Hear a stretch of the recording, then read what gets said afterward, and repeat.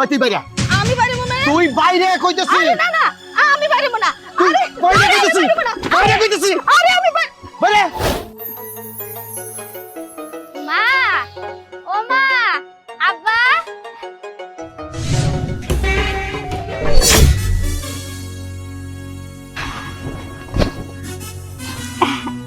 আমার যা আপনি কচু খেতে পছন্দ করেন না, তাই আমাকে বাগানের বড় কচুটা নিয়ে আসি।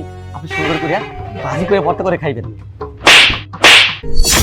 এই ফকিনীর বাচ্চা, এই ছোট লোকের বাচ্চা, শ্বশুর বাড়িতে কিভাবে আসতো এটা জানোস না? একটা ভালো জামা কাপড় পর্যন্ত পরস না। যতবার আসস শার্টটারে কাঁধে করে ঝুলাইয়া নিয়ে আসস, বউডার পরনে লাগাতে একটা কাপড় দিতে পারস না। নিজে শ্বশুর বাড়িতে আসস কাঁধে করে শার্ট নিয়া, আরে শার্ট ছিঁড়ে যাইবে বইলা গায়েই দেস না। ফকিনীর ঘরে ফকিনী। মা, এটা কেমন কথা কইতাছো? আসলে তুমি তো জানোই ওই একটু সাদা সিধা মানুষ, শ্বশুর বাড়িতে পরিপাটিভাবে হয়ে আইতে হয় এইটা ও জানে না।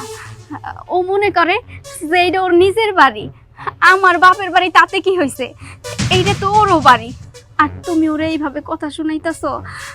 ও তো এই বাড়িতে আইছে সামনে কোরবানির ঈদ, তাই ভাবলো শ্বশুর বাড়ি গিয়ে ঈদ পালন করব। আর এই যে খেতে দেখো, আমরা তো অনেক কিছু আবাদ করি, কচু, লাল শাক, বেগুন, এই যে লাউ, গাছে 4টে লাউ হয়েছে, তাই ভাবলাম তোমাগুলো একটা লইয়া আসি। আর সেই তুমি এইভাবে আমার জামাইয়ের অপমান করতেছো। হায় হায় হায় হায়, কি সর্বনাশ হয়ে গেল, আমার সব শেষ করে ফেলাইলো। আল্লাহ গো আল্লাহ, ইয়ারা বলে আইছে আমার বাড়িতে থেকে ঈদ কইরা যাইবো। কিছুক্ষণ পর যদি আমার ছোট জামাই এই বাড়িতে আইসে তোদেরকে দেয়, আমাকে কি মান সম্মান বলে কিছু থাকবো? যা এক্ষুনি ছোট জামাই আসার আগে পালায় যা, তাড়াতাড়ি যা। আম্মা জান, আম্মা জান। আসো বাবা আসো, এই তো আমার ছোট বাবা আইসে বসে, আসো। এই যে আমার ছোট জামাই বাবাজি, এই যে আমার ছোট মা আইসা পড়ছে। আরে একবার তাকাইয়া দেখ, দেখ শ্বশুর বাড়িতে কিভাবে আসতে হয়। কতগুলা মিষ্টি নিয়ে আসছে, কত বড় একটা ছাগল নিয়ে আসছে, আর কত কিছু নিয়ে আসছে। আর বউরে দেখ, বউরে কিভাবে রাখতে হয় এইটা আমার ছোট জামাই বাবাজি জানে। আর শ্বশুর বাড়িতে কি পোশাক পরে আসতে হয় সেইটাও জানে। দেখ শিখ শিখ। আম্মা জান, এই আমি কি দেখতেছি? এতদিন পর শ্বশুরবাড়ি আসলাম ঈদ করব, আর আইসা দেখি ফকিনীর বাচ্চা এসে বসে আছে। দেখেন তো আমার ঈদটাই মাটি হয়ে গেল। এই যে আপনাদের সাথে ঈদ করার জন্য ছাগল নিয়ে আসছি, মিষ্টি নিয়ে আসছি, আর কত কি, আর এদিকে ফকিনীর বাচ্চারা এসে সবকিছু মাটি করে দিল। আচ্ছা, তুই তো আমার মায়ের সৎ মেয়ে, আমার সৎ বোন, তোকে তো কতবার অপমান করে বাড়ি থেকে বের করে দেওয়া হয়েছে। শুধু তোকেই না, তোর হাজবেন্ডকে বের করে দেওয়া হয়েছে। তারপরে তুই কোন মুখে এই বাড়িতে আসিস? তোর কি একটু লজ্জা শরম নেই? তোর কথা না বাদ দিলাম, তোর হাজবেন্ডের কি লজ্জা শরম নেই? যদি লজ্জা শরমই থাকতো তাহলে তো এই বাড়িতে আর আসতো না। আসলে না, কামলাদের না কোনো লজ্জা শরম থাকে না, কামলা তো কামলার জায়গায় থাকে। মুখটা আম্মা জান, এটা কি হয়ে গেল? আপনার বড় মাইয়া, আপনার সৎ মাইয়া আপনার আপন মায়ের গালে থাপ্পড় মারলো। আমি আমার বউরে কত যত্ন করি, আমি পার্লারে নিয়ে সাজাই, ওরে বিউটি পার্লার নিয়ে সারাক্ষণ ওর সাজায় গুজায় রাখি আমি, আর ওর গালে থাপ্পড় দিল। আপনি কিছু করবেন না? আপনি যদি বিচার না করেন আমি কিন্তু আজকে বুকটা বোঝাপড়া করেই ছাড়ো। উম্মা বাবাজি তুমি চুপ থাকো। আমি এই বাড়িতে থাকতে তুমি মশা মাইরে কেন হাত কালা করবা, এইটার ব্যবস্থা আমি করতেছি। ফকিনীর বাচ্চা, তো কত বড় সাহস, তুই আমার সামনে আমার মেয়ের গায়ে হাত তুলস? এই ছোট লোকের বাচ্চা, এক্ষণ এই মুহূর্তে এই বাড়ি থেকে বাড়িয়ে যা, তা না হইলে তোকে দুজনে এই কচু দিয়ে বাইর করে দিবি। এই আরে কসু দিয়ে মারবা? তোমাকে জ্বালাই কি নামাজটাও কি আমি ঠিকমতো পড়তে পারব না? এনে কি হয়েছে? না না আম্মা জান, তেমন কিছু হয় নাই। তুমি চুপ করো, তেমন কিছু হয় নাই তাই না? এইখানে দাঁড়াইয়া আর কত অপমান সহ্য করবে কত? তোমার ভিতরে কি রক্ত মাংস নাই? আব্বা, তুমি তো অনেক সাত কইরা আমার শ্বশুর বাড়িতে গিয়ে আমারে দাওয়াত কইরাইছো, কইছো যে এই বছরের কোরবানির ঈদটা তুই তোর বাপের বাড়িতে গিয়া করবি। আমরা তো ওই আশা কইরাই এই বাড়িতে আইছি, কিন্তু কেন আইছি? অপমানিত হওয়ার লাইগা? আমরা গরিব বইলা কি সব সময় অপমানী হমু? শোনো আব্বা, তুমি কি জানতা না আমার জামাই গরিব? আমার জামাই গ্রামের চাষা বুষা মানুষ। হ্যাঁ, তোমার এরকম বড় লোক জামাইয়ের সঙ্গে আমার জামাইয়ের মিলবো না? হ্যাঁ, সবকিছু তো তুমি জানতা, যাই না শুনে কেন তুমি এই বাড়িতে দাওয়াত দিয়ে আনছো? মা কইতাছে আমার জামাই নাকি কামলা সামলা মানুষ, আমার জামার গা দিয়ে নাকি গন্ধ আসে। আমার জামাই কচু নিয়ে আইছে, লাউ নিয়ে আইছে, পোশাক নিয়ে আইছে। আমার জামাইয়ের যেটা সামর্থ্য আছে আমার জামাই তো ওইটাই নিয়ে আসবো, তাই না? আমি এই বাড়িতে আসি তোমাকে ভালোবাসি এই জন্য, কিন্তু মা আমাকে দেখতেই পারে না। মা সব সময় আমার কয় আমি আমি তার সৎ মাইয়া এই কথা কেন মা আমার কয় এইটা তুমি মাইরে জিগাও। তুমি চুপ করছো এবার, অনেক কইছো। আব্বাজান অনেক অপমান করছেন, এভাবে অপমান না করলেও পারতেন। আমি কি অন্যায় করছি? আমি গরিব, গরিব হওয়াটা তো অপরাধ। আর কি গরিব নয়, আমার ছোট ভাইয়ের মতো তো বহলে কইতাম, তাহলে তো এত বড় অপমান হইতাম না। আমার বাসরে যা জোটে তাই নিয়ে আসি, কারণ আমার তো বাপ মাও নাই। যদি বাপ মাও থাকতো না তাহলে এখানে ঈদ করতে হইতাম না। আপনাদের বাপ মা মনে কইরা ঈদ করতে আইছিলাম, কিন্তু যেটা পাইছি আর চাই না।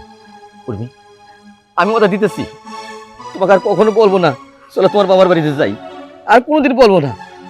জায়গা বলতে রুটিন মাফ করে দিন। দাঁড়াও তোমরা। জামাই, সর্দার, কি কইলা তুমি? তুমি আমার বাড়ি আইসা তুমি আমার বাড়ি থেকে চলে যাবা? আরে উর্মিরে তো আমি বলছি আসার জন্য। ও বুঝতে পারছি, বুঝতে পারছি আমার সমস্যাটা কোন জায়গায়। সাত পুরুষের ভাগ্য যে তুমি মোল্লা বাড়ির বউ হইয়া আইছো। তোমার আমি কিন্তু বউ করে আনতাম না। এই যে আমার মাইয়া উর্মি, ওর জন্য কিন্তু আমি তোমার নিকাহ করছি, ওর সুখের জন্য। কিন্তু তুমি কি করলা? উল্টাটা করলা। তোমার ভিতর বিষ চলে আসলো যখন নাকি তোমার পেটে বাচ্চা এলো। ওই মাইয়ারে যখন তুমি জন্ম দিলা, তখন আমার উর্মি তোমার কাছে চোখের বিষ হয়ে গেল। তোমার অনেক আশা করে আমি আনছিলাম। আসলে কয়লা ধুইলে ময়লা যায় না, সেই স্বভাবটা তোমার এখনো আছে। উর্মিরে আমি কইছিলাম 2 দিন পর কুরবানি ঈদ।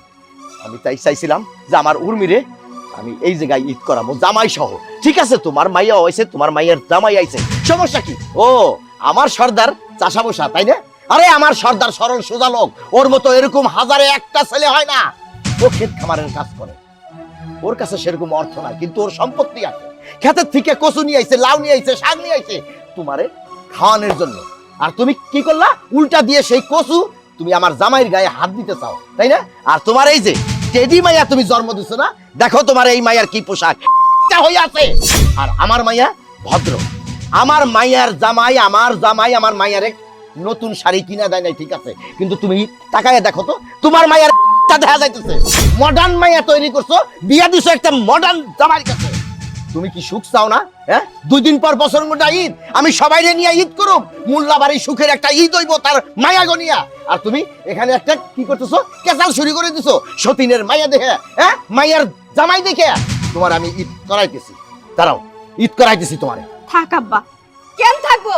ঝগড়াটা তো ঠিকই বাজায় দিছস, এই বাড়ির সুখ শান্তি নষ্ট করে দিছস, আমাগো ইটারে খাইয়া দিছস। এখন কইতেছস থাক, হ্যাঁ? আর তোমার লজ্জা করে না? তোমার 2টা মাইয়া, আমি ভাগ করে ফেলছি, তুমি ভাগ করো নাই। তুমি আমার মাইয়া কও, হ্যাঁ? তোমার লজ্জা করে না? তুমি না বাপ, তাহলে আমার মাইয়াটারে টা কও কেমনে? এখনকার যুগে এই সমস্ত পোশাকই চলে, এইরকম থাকে আমার চলে না। ওই গাড়া নিয়া কোনো সমাজে দাঁড়া করানো যায় না।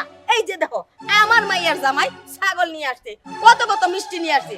ভাগ যেহেতু করছো, খাও, তোমার জামাইয়ের হাত থেকে কচু খাও, সবজি খাও। আব্বাজান, এই অপমান আর নিতে পারতেছি না। আব্বাজান, আপনার বাড়িতে আর কখনো আমু না, সত্য কথা আর কখনো আমু না। কোনো বলতে উঠি করে থাকি, আল্লাহর রাস্তে মাফ করে দিন। কিন্তু অর্ডার দিতেছি, আপনার মাইয়ারে আমি কোনোদিন কষ্ট দেবো না, অসুখ রাখবো না। যেমন আছে ওরই থাকতো। আপনার সবাই ভালো থাকেন। সর্দার, মা, উর্মি দাঁড়া, যাস না।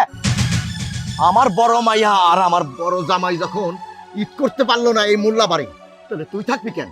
তুই বাইরে, আমি পারিব না। তুই বাইরে কইতেছি। আরে না, আমি পারিব না। তুই আরে বাইরে কইতেছি, বাইরে কইতেছি। আরে আমি